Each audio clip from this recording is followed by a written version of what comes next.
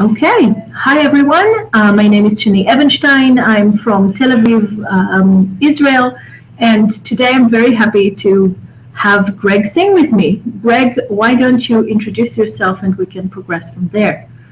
Hi, Shani. Hi, everyone. My name's Greg Singh. I'm Program Director for the Digital Media Program at the University of Stirling in Scotland, UK.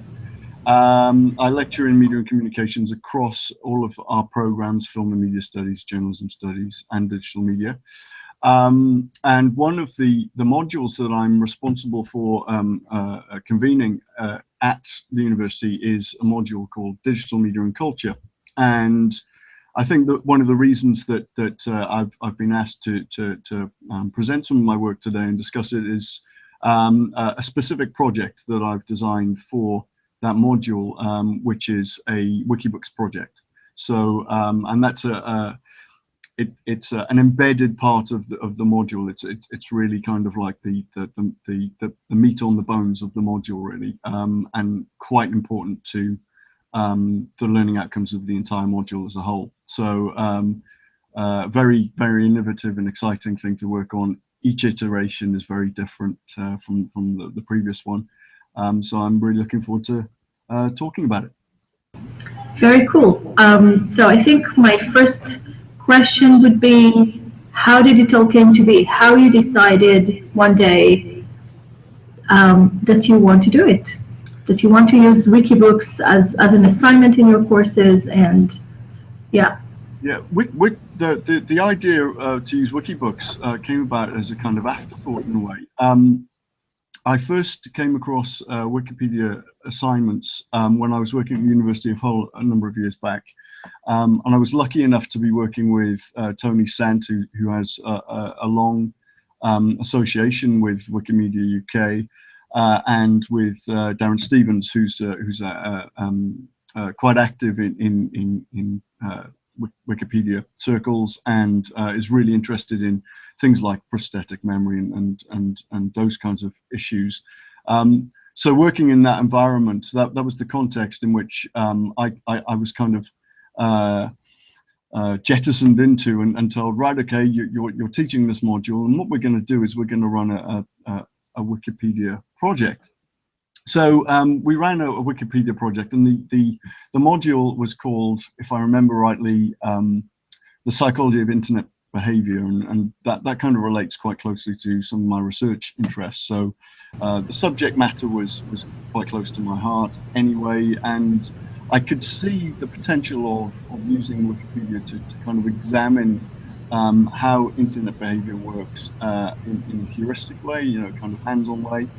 And what the students might get out of it. But before then, I'd never really considered using Wikipedia at all in assignments. And when it came to designing my own course, when I moved to the University of Stirling, one of the remits was to take over this module, the Digital Media and Culture module, which is that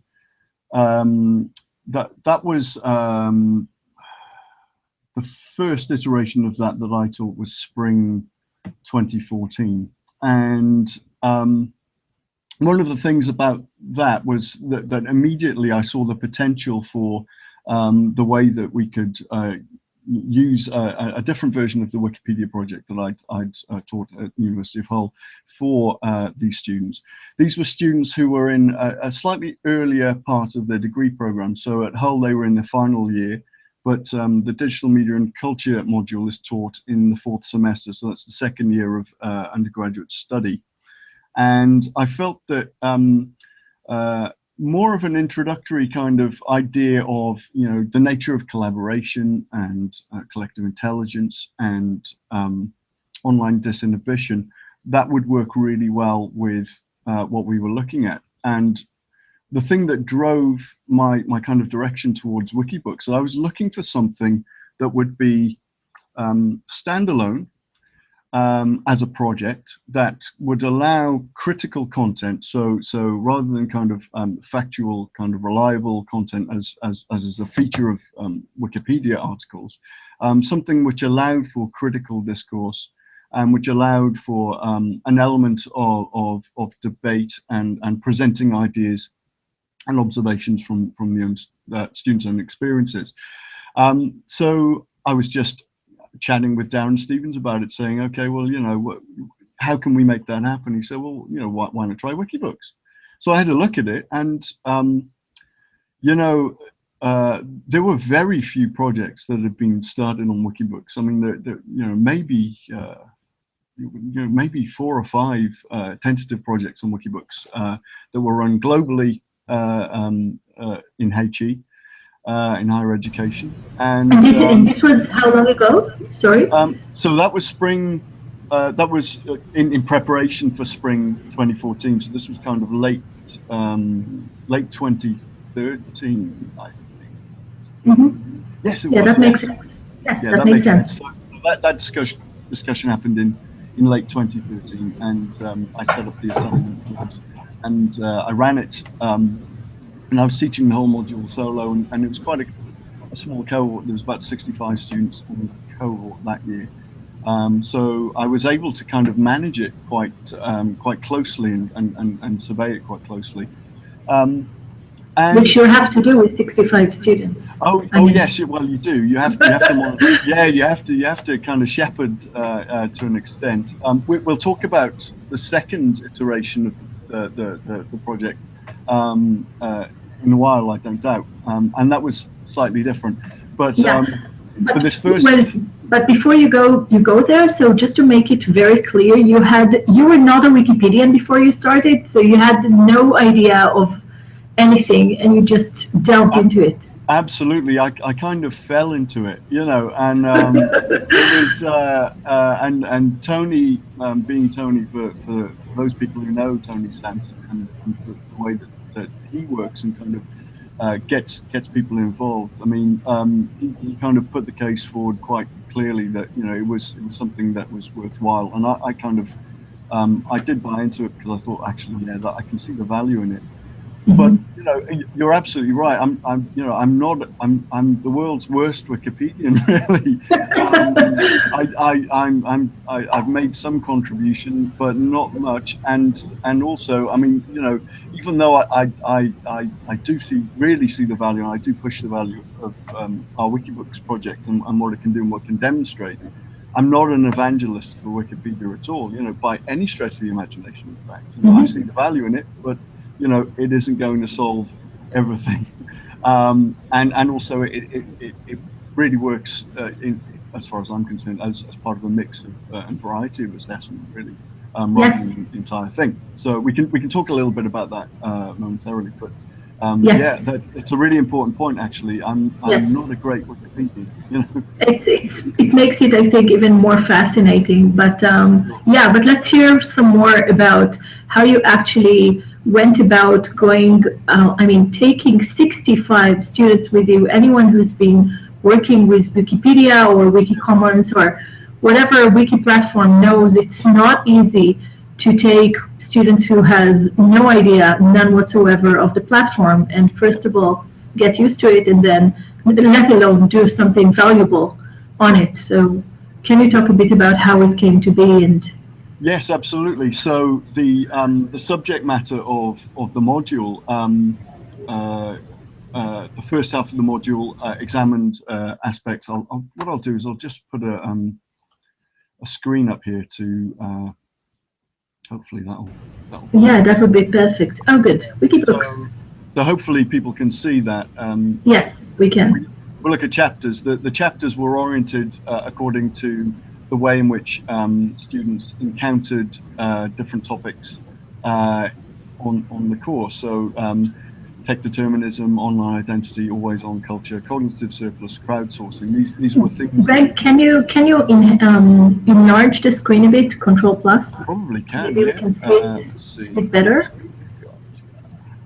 Is that better? Oh yeah, much better. Okay. Yeah, perfect. So you can see that there. That was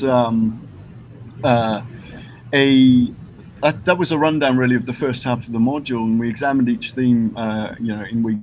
So it was very traditional kind of a lecture, and then we examined in seminars, and then I set up a Wikilab day where we launched the project. So we got the students signed into Wikipedia. got them used to looking at talk pages, and then got the students signed into Wikibooks and looking at discussion pages and examining what they're for in relation to some of the things that we'd discussed.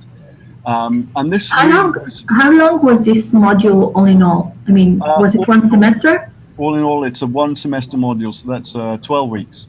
Mm-hmm. Okay. Yeah, and so this is the first half of the module, and so it was an assessment that was worth 40% of the module credits. Mm-hmm. And the idea was that the students got into groups and self-selected their own chapters. Mm-hmm. So there's 4 seminar groups in all, so about 68 students in all, 4 seminar groups in all, divided equally, and then out of that they were put into groups of 5, mm-hmm. and they had to self-select a theme. And so can I ask before? Sorry for interrupting you all the time with my silly questions, but I'm really curious, because what you're now describing to any educator would know it takes a lot of administration or management. What did you use to do all of that? Do you have a Moodle system or any kind of LMS? Yeah, well, we have a virtual learning environment which is based mm-hmm. on Blackboard technology, and of course, anyone who's familiar with Blackboard technology. So Blackboard. It's not great. Similar to Blackboard. Okay. So it's based on Blackboard, like a Blackboard engine. Mm-hmm. I mean, it's not the best. I've always used it throughout my teaching career, and it's not the best system. So I kind of did it the old-fashioned way. I said, look, and this was actually a very important learning experience that was connected to the idea of collaboration. Mm-hmm. I said, well, look, you've got to self-select your groups. Let's do that now. So you, yeah, good, right, and wrote the names down. All right, you, and wrote the names down. And we did it literally, and it was in the space of about 10 minutes. We'd sorted that out, and I kind of put out a notice saying, okay, well, this is on a strictly first come first served basis. Choose your theme and a second choice and a third choice. If you don't get those, then I will assign you. And I put a cutoff date on this selection process, and the students emailed me, and the more astute of them emailed me right away. And in the end, actually, there were very few students who weren't assigned a group and hadn't selected their theme, and it worked like a charm. Who would have thought that those old-fashioned sometimes it works best. Yeah, and the learning in that situation is that, well, you're working as a team, and actually not just your team in competition with other teams. You have to collaborate as a team with other teams in order to make the WikiBook the best that it can be. So you need to take care of each other. Don't leave people left out in the cold. If you see somebody who is not assigned a group and you're a group of 4, bring them in. Hey, it's not the end of the world. And students did that, and they really kind of bought into that. Very cool. So sometimes technology is not. Some things work better just doing it right there and then. Yeah, absolutely. And the other thing that I think the students got from that straight away, I kind of said, well, it sent a clear message to them, which was, okay, we're not working in this kind of artificial virtual environment, because what we're examining, some of these themes that you can see in front of you here, they're examining the complex blending of virtual and real life kind of life, and it's important to engage the fact that these things bleed into one another, and that working in a virtual environment sometimes necessitates that you need to kind of have offline spaces as well. So exactly, yeah. So in terms of group work, when the groups came to discuss their contributions and their teamwork and how they organised their work, a lot of the time, people said, okay, well, we used the discussion pages extensively because we knew that that was the main kind of bulk of the contributions and the main contribution to our overall grades. But they also used lots of social media because that's what they're used to using. Yes. And of course, they also used face-to-face group meetings and really got the value of, just, kind of getting in that situation where they could actually, talk to one another and kind of just map out and hammer out ideas and really kind of discuss the ways that they were going to kind of talk about things. And everything got documented in the discussion pages anyway, but they found that was invaluable. So the mix of virtual learning and face-to-face learning is, I think, quite indispensable, and they got that straight away, and they were able to see how those values translate over to the kinds of themes that they were looking at and the peer review process. So that was really quite important, and the students who did really well on the project really highlighted that as part of their experience. Okay, so after they all got divided into groups and everything and started working, how much did you interfere? I mean, was it something that you did you give clear instructions, or they simply went with it and you checked it in the end, or how did it go? How did it work? So my contribution, my total contribution, more or less, to the project was writing this preamble here, and then let's go into online identity, because online identity was a good chapter. A lot of students worked on this. About 4 groups, I think, worked on this. Now, just to come back to the self-selection process, none of the groups were allowed to replicate what other people in the seminars were doing, but because there were only 5 chapters to choose from, inevitably groups from other seminars chose the same chapter to work on. So it added another level of complexity. Yeah. And that was, again, self-managed. I mean, it was basically, okay, so the more astute of you will notice that, it's not just your group that's working on this, but you have at least another group working alongside you.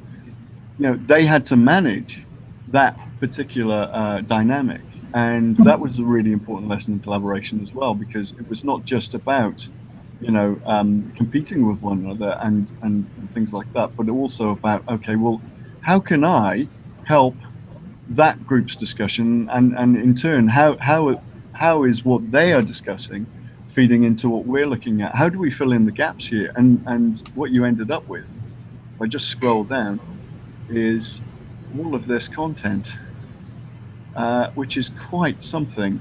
Yes, it's quite amazing. I mean, when I go through the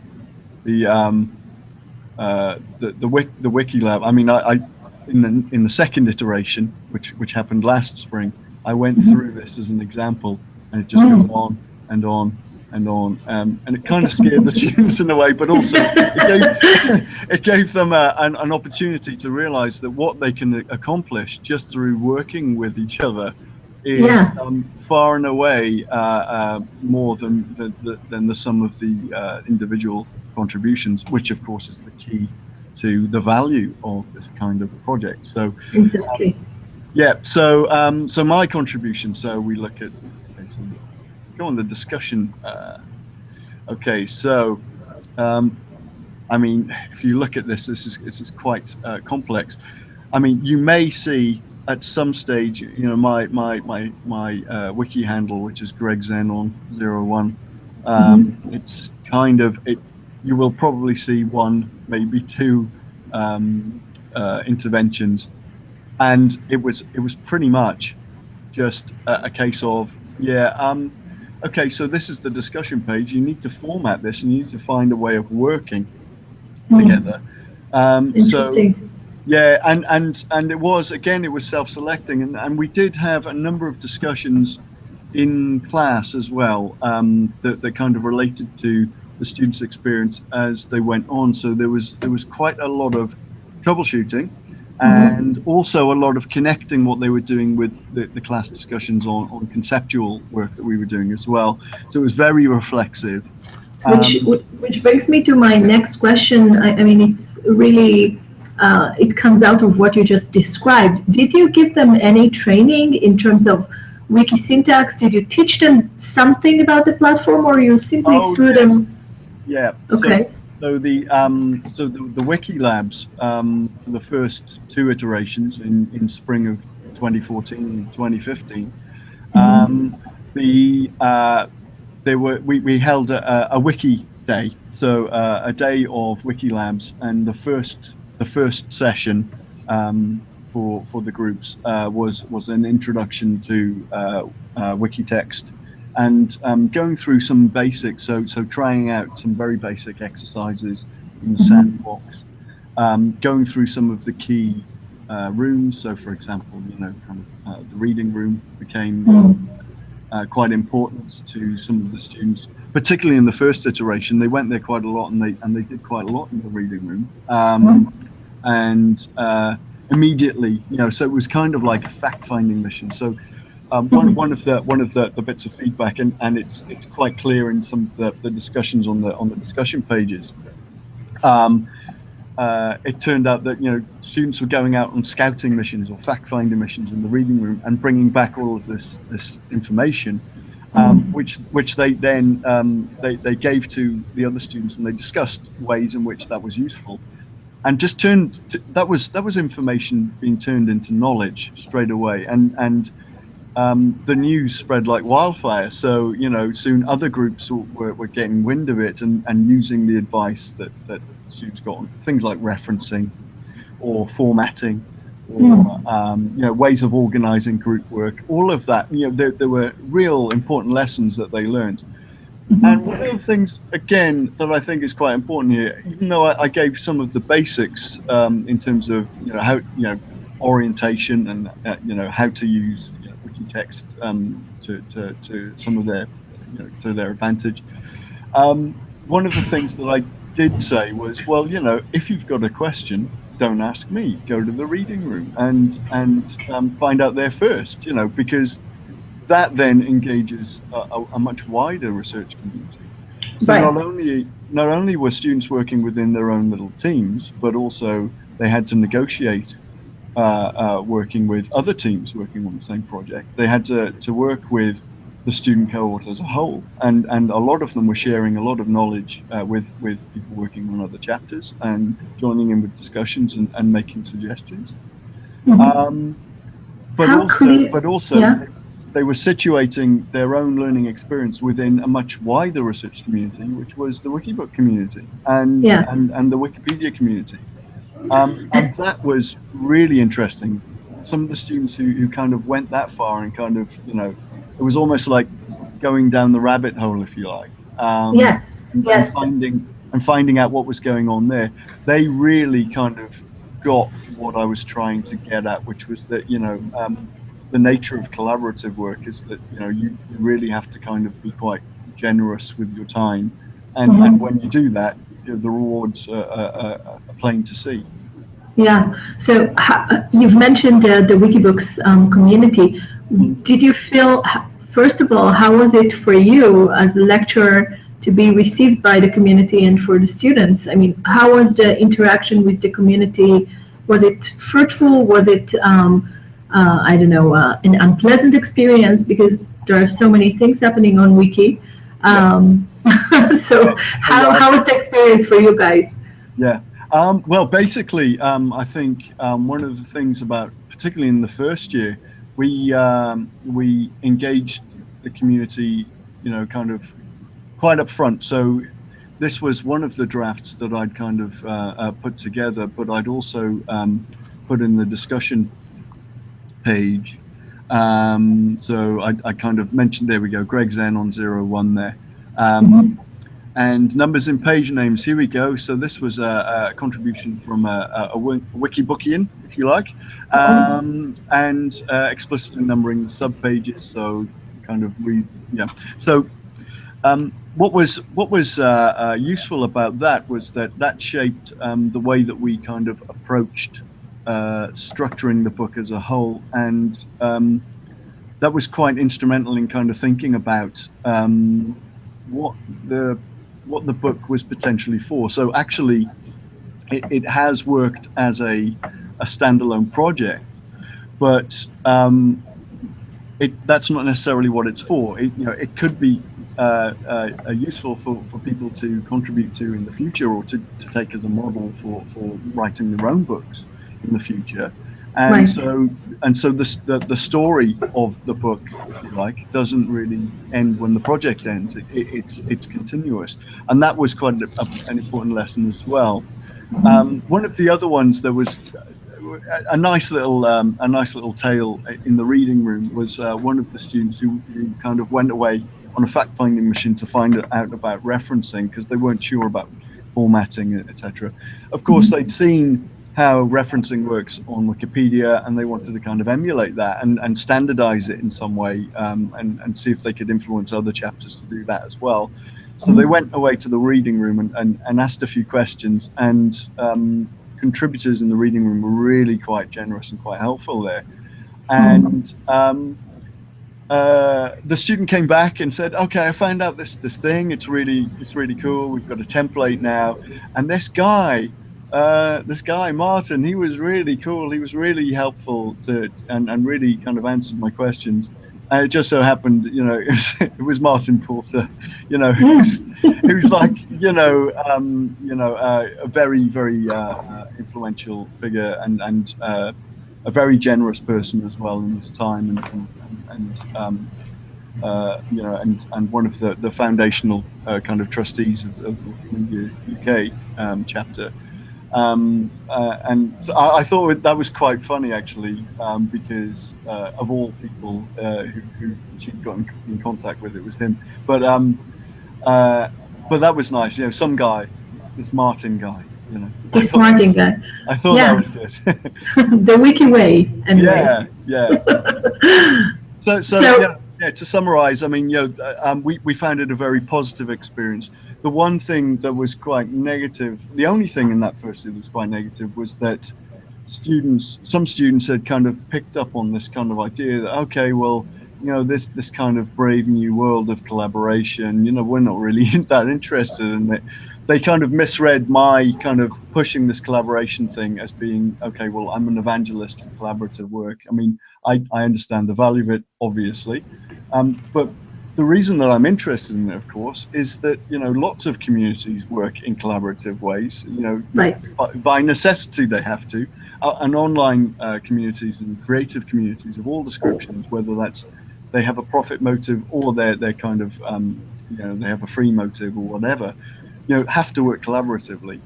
Hey guys, let's kind of think about what that collaboration might mean, what it might look like in the real world situation.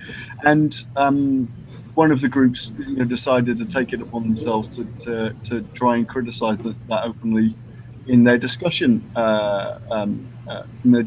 page. Well, yeah, okay, fine, but actually they came under quite a lot of criticism themselves, because it was soon identified that they were actively trolling. So people recognized that quite quickly, and some of those discussions kind of were left as they were, which is quite a sensible way to operate, really. So that was the only kind of negative thing. But even those students eventually kind of got it. It's kind of like, oh yeah, well, we're being, well, I'm not going to mention the word that they used, but it's true, and they acknowledged it.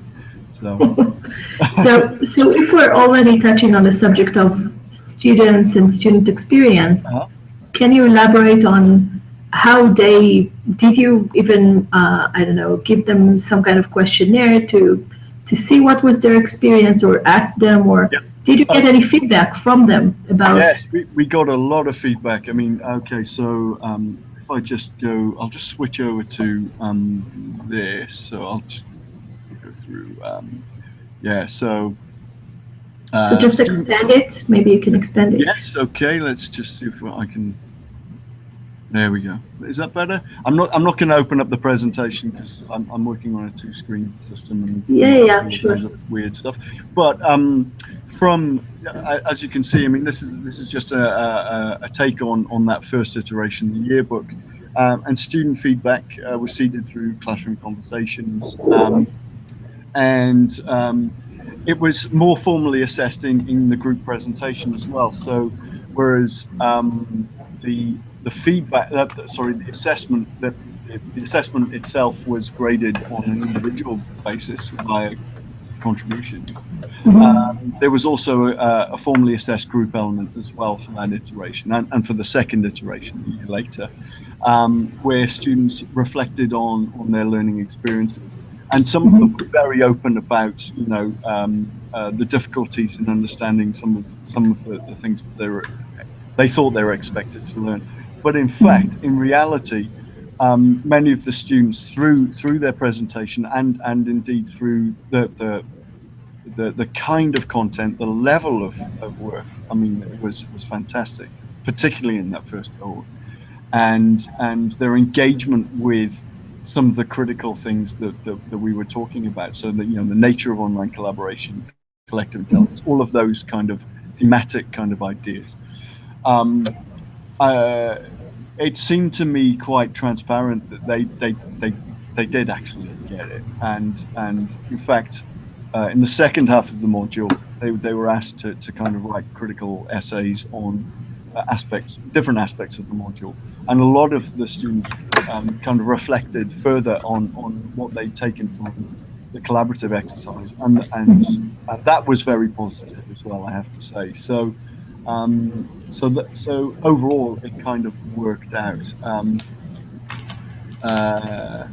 One of the things actually that happened in the group presentations that was really interesting was that it took place at a time when some of the students, particularly international students, they were on placements and things like that, so they weren't able to deliver the presentation in class. So the students had to further organized collaboration through things like, you know, Skype and kind of web links and things like that. So so one group reflected on the difficulties in communicating and organizing the project via global communications in 4 different countries. They were a group of international students who came from totally different places in the world, you know, Brazil, Germany, the States, you know, and so they were actively having to kind of mobilize their group effort remotely through much of the project, and including the group presentation. So they really kind of they reflected upon that and that experience, and were able to make some of those critical links to the themes of the module quite explicitly, and that was really interesting, I thought. And in terms of, you've mentioned assessment just a bit. You said that students were assessed individually and then also by groups presenting. Was it something that was conveyed very clearly? Oh, I see it right now on the screen. So this is something the students knew in advance as part of the syllabus, and they knew what to expect, or did Absolutely. Absolutely, yeah. I mean, it's a requirement at this university, and this is kind of standard at a lot of institutions now, of course, where, where you have to make the learning outcomes and the assessment criteria transparent in module documentation. So students got that this weeks in advance of the actual project launch. And I did, you know, obviously in the first couple of weeks of semester, students kind of saying, "What? We're working with Wikipedia. What is going on there?" And I said, "Well, look, you know, have some patience, but you know, it does tie in with the themes of the module quite explicitly. We will be discussing this at a later date and have a launch." But as you can see, I mean, you know, in terms of the WikiBook contributions, they were marked against those criteria, and were weighted in very explicit ways. And each criteria kind of looked at different aspects of the contribution. So, as you can see, the content, which was substantial for some of the chapters. I mean, we saw that online identity chapter was massive, and we just saw the first couple of paragraphs of that really, and it was really quite substantial. But it's only weighted at 20%. Now, traditional kind of essay writing, for example, you know, content is pretty much everything, right? So that kind of immediately sends a signal to the students that, well, actually, this is, you know, content is important, but it's not everything. I want you to think about process. So it was very much a process-led assignment. Quite a bold move. Quite a bold move, I would say, to give it only 20%. I mean, I'm curious as to, first of all, two questions in that regard. What was the course an elective, or was it a mandatory course for students? It's a good question, actually. I mean, so in the arrangement that we have, it's a core course for students studying film media and journalism studies. But also it's an option for other students as an elective. So we did have students from who chose it as an elective. Yeah, absolutely, and some of those students had chosen media studies style modules previously as well. So it wasn't massively new. But I'm curious to know. You've mentioned other faculty members maybe knowing or learning about it. How did other staff members respond to what you're doing? Well, of course, the usual eyebrows raised, but also overwhelmingly quite positive. I mean, you know, one of the key projects of the university student experience committee is you know, looking at assessment and finding out if we can kind of make some real innovations in the way that we do things in assessment. To get away from that old model of, you know, sitting students in a hall somewhere and making them write out things.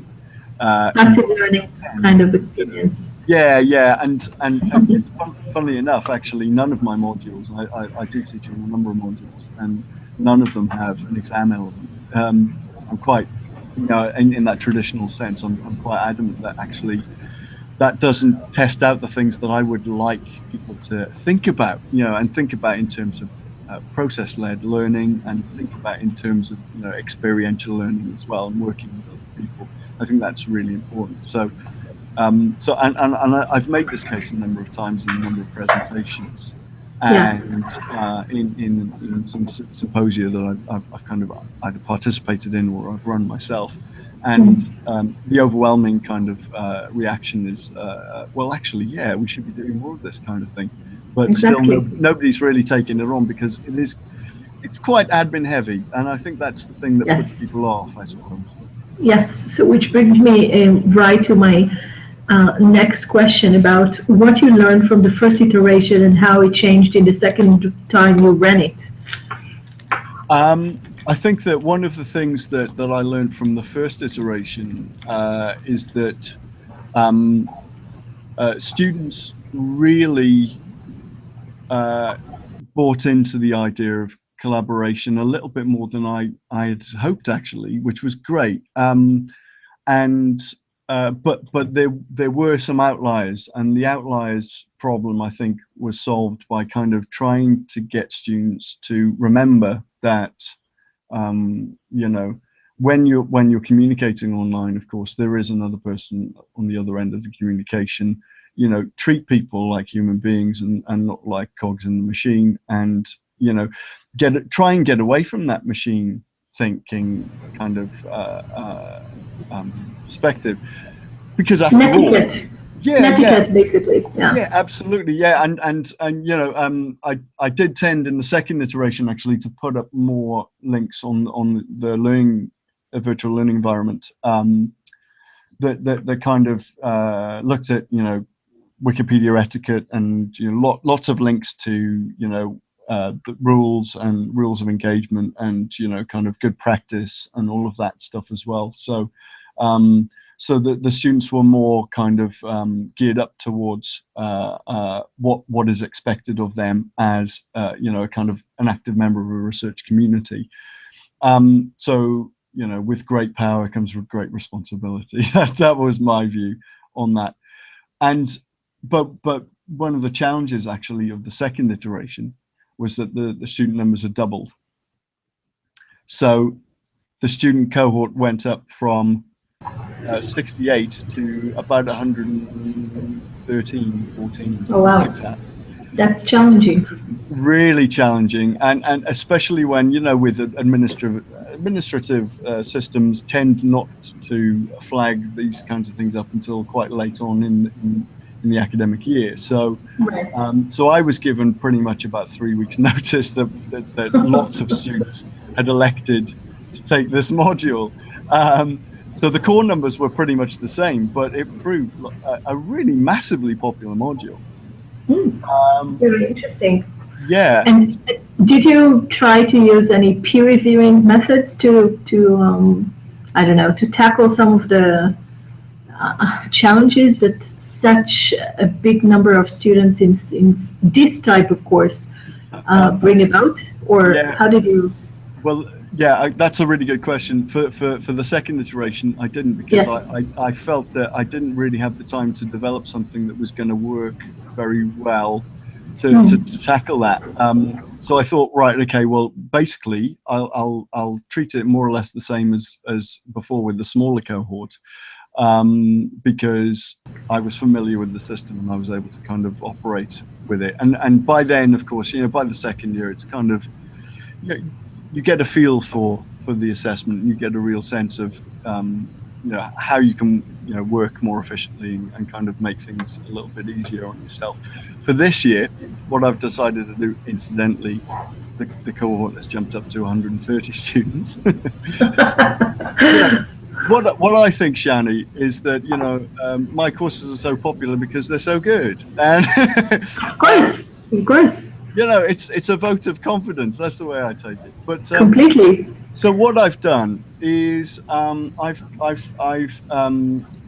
gotten the group assessment. What I've done is I've made the assessment regime for the module a little bit more economic. So I've gotten rid of the group assessment as a formal assessment. What I've done is I've made that a peer review assessment where students on their Wikipedia talk pages, their user talk pages, write a series of tasks, and then other students then comment on that and get a dialogue going. So very early on in the module. On Wikipedia, not on Wikibooks. Not on Wikibooks, because I want. That's an interesting choice. Yeah, I've decided to do that because it's separate from the actual Wikibook project. This is something that I'm getting students used to working with Wikimarker in a much more gentle, kind of longer slope fashion. So what I've done this year is, rather than have a whole Wiki day, I'm spreading the workshops in the Wiki Labs over a period of 3 weeks in the course. And each iteration of the Wiki Labs does different things. So the first one is an introduction to Wikipedia as an educational tool, and looking at ways of usefully using Wikimarker. And that introduces the peer review exercises. And they're very simple tasks. Write a review of a website that you find particularly interesting, that kind of connects to one of the themes on the module so far, that kind of thing. So very straightforward, and gets the students to write in 500 characters or less a summary, or whatever it might be. So that kind of gets the students used to working on Wikipedia and some of those systems. And then I introduce the Wikibook project and launch it as a kind of thing that works alongside Wikipedia. So I wanted to get the students thinking about Wikipedia as more than just you go there for reference. You can actually contribute there as well. And that's a lesson that was learned from the first iteration, actually, that some students went to the reading room on Wikibooks and didn't get the answers that they were seeking. So they went to the tea room on Wikipedia, and of course that's much more active. There's much more traffic there, Right. and they were able to engage with people there much more quickly, and were able to bring back information for the rest of the cohort. And that didn't really happen with the second iteration that much, because I hadn't really spent a lot of time with Wikipedia. So I decided, right, well, how can I kind of bring those two things together, peer review and group work, and kind of peer learning, and thinking about how we can bring back Wikipedia into the project as a kind of a learning tool. So that's what I decided, and we haven't started it yet. So the next couple of weeks are going to be really interesting. For sure. Yeah. And which brings me to think aloud with you about other possibilities. I mean, have you considered running similar assignments to students not using Wikibooks, but other wiki projects?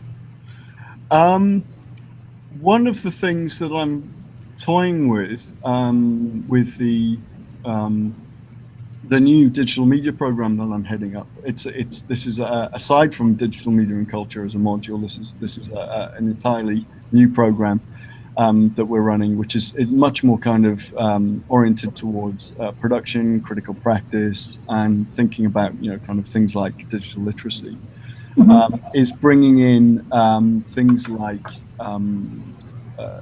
Wikistats and Wikidata, and the students to engage with that actively.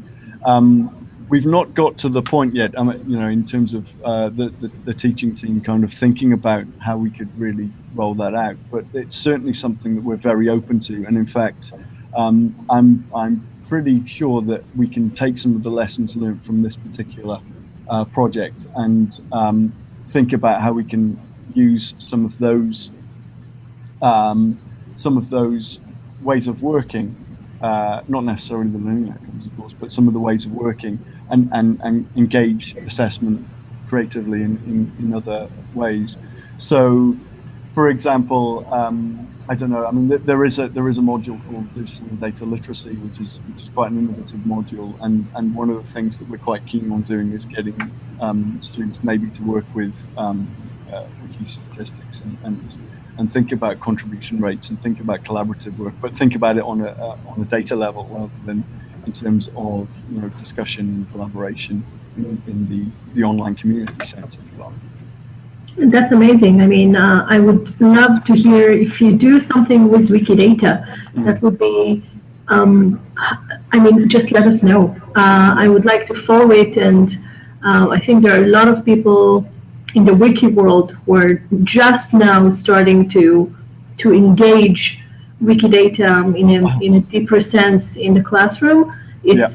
It's just beginning. We're just, we're in a turning point with Wikidata. Yes, so, I absolutely agree. And one of the things actually that's quite interesting, and I would love to hear from people in relation to the way that they're working with contribs is, how do you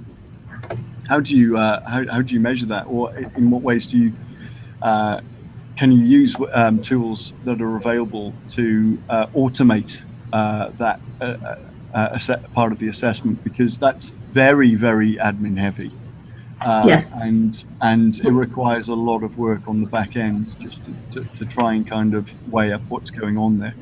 Well, you know of Wikimetrics, right?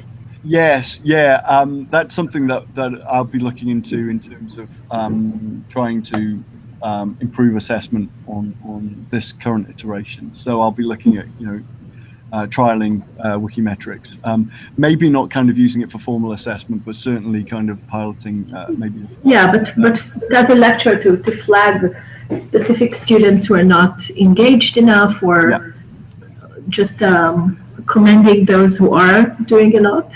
Yes, absolutely, and also even kind of pointing the students in the direction of Wikimetrics themselves, and thinking about how that works on kind of meta level. So kind of thinking about transparency and accountability, and you know, and the publicly visible nature of what it is they're discussing. I mean, you know, that alone really kind of makes students kind of think, right, okay, well, yeah, I don't really want to be acting like this in this public environment, because Right. you know, I am traceable, you know, and Right. eminently traceable, I would say. Completely. So, talking about tools, and I think my last question. So you've mentioned tools, and you've mentioned accountability, and I'm thinking about, you know, students will always be students in a way, and copy pasting. Yes. Have you had such instances? How did you deal with them? What are you using to track copy pasting, Yeah, if at all? Yeah, absolutely. Well, that's a perennial problem, isn't it? And you know, you can kind of you can rely on the bots to some extent to kind of pick up some of that stuff, but also, of course, there is a requirement that, you know, students are writing a book after all. It's a kind of book, it's a kind of academic resource. Yes. So I actively encourage the students to kind of think about what that entails, and that, you know, explicitly would entail citing all sources. And you know, you can even point to Wikipedia in that context and say, well, look, you know, have you ever, you know, come across, you know, the note saying citation needed, or you know, the kind of ambiguity involved in some of the references. There's some questions behind some of the citation. That's something that you need to anticipate. First of all, you need to understand why it's there, what it's for. So, you know, it's Right. you know, it's for due acknowledgement, etc. But also then, you know, how you anticipate some of the criticisms that might be weighed against something that is a claim that is under cited, or it's not cited properly, or indeed it's unsubstantiated. And that's the same across the board. I mean, you would expect that in a traditional essay or a dissertation or something. Completely, yeah. And I would expect the same level of work in WikiBook. So actually, you know, when you look at things, you know, and you take, you know, for example, you know, how to moderate this work, you know, between colleagues to make sure standards and quality are kept up to speed. You take certain case studies and kind of look through contribs and what students have done, and they sometimes, of course, you do get students who kind of do that, and they kind of, you know, make these claims, and you know, it's obviously lifted, or it's kind of like a paraphrase, but that actually, a lot of the time in early versions on contribs, that gets corrected really quickly by other students who go, actually no, let's cite this properly. So those kinds, so the implications of that, they're soon kind of wiped out by the fact that, you know, their contribution isn't really clearly used in the end result. So in terms of content, of course, the marks available for them for content go down. And in terms of understanding, marks go down because they clearly haven't kind of got it. So it's actually, I don't know, punitive is a wrong term for this, but you know, it's correctly assessed according to the actual contribution they make, as well as what the statistics can provide. You know, if students have made a contribution that's quite weak, it immediately gets picked up by their team, and it gets picked up by the rest of the cohort and corrected, and they get marked accordingly for that, unless of course they re-engage on the discussion pages, in which case, and that does happen, in which case they end up kind of rectifying previous situations by kind of fully acknowledging that you know, they need to work on various aspects of their game. So so these things tend to, and this is a really good example of why I think this assessment is quite instrumental in thinking about how students work and their real life problems, because it's a really good way of understanding how students tackle things like time management and things like that. You know, despite the fact that, you know, I kind of iterate, you know, time and again, you know, everything's time stamped, you know, don't try and do everything in the last 48 hours, because you won't give yourself enough time for discussion. Right. Inevitably, a lot of students do end up doing that, obviously. But it becomes abundantly clear in the feedback that I give them that, you know, okay, well, you know why this is the case, right? Look at your contributions. Look at what you've done. You've done exactly what you've been advised not to do. Not to do. And that's and they kind of know, and it's abundantly clear. So it's very transparent, and I think that kind of gives the students a really kind of reflective understanding of where they're going wrong and what they need to do to really step up to, you know, honors level study and the way that they kind of engage with their own learning experience. Yeah. So I think I promise, last question. Okay. Tools. Okay. You've mentioned tools, and you've mentioned that a contribution tool would help. Are there any other tools that you, as an educator using Wikipedia or Wikibooks or anything, you think there's something else that can help you that hasn't been developed yet, and what is it? Yeah, I think more clarity on kind of protecting projects. So you know, there are templates there for courses, you know, so education courses, that kind of section on Wikipedia, which I think is really useful, you know. But it's something that I haven't explored, and it's something that I would be keen to explore in the future. And I'd be really interested to hear experiences that people have had in attempting to run courses. I say attempt because, of course, these things aren't always successful, and they do sometimes take multiple tries to get right. Yes, like every other course, actually. Yeah, absolutely. Yes. But I'd be really interested to know how people kind of found that and what they did to make things a little bit more efficient, you know, a little less admin heavy, that kind of thing. And that goes for everything. I mean, you know, in terms of, for example, automating assessment in some way. I'm all up for that. I mean, you know, I have a healthy skepticism as to how useful that might be in terms of addressing quality. But still, I mean, there are ways in which we could maybe use some of that automation to kind of make marking and assessment a little bit more efficient, particularly when it comes to marking quantity rather than quality. I think that quality is another issue that I'd rather tackle using my own judgment and colleagues. Yeah, I think you'll find Wikimatrix really helpful in specifically that. And I think on that optimistic note, I want to thank you so much. It's been fascinating talking to you and listening to your experience with Wikibooks. Thanks so much. We'll be in touch for sure, because I'm so interested in what you're doing. And thanks everyone who have been listening to us, and we are going off air. So thanks, Greg. Thank you very much. It's been a pleasure. Bye-bye. Bye-bye.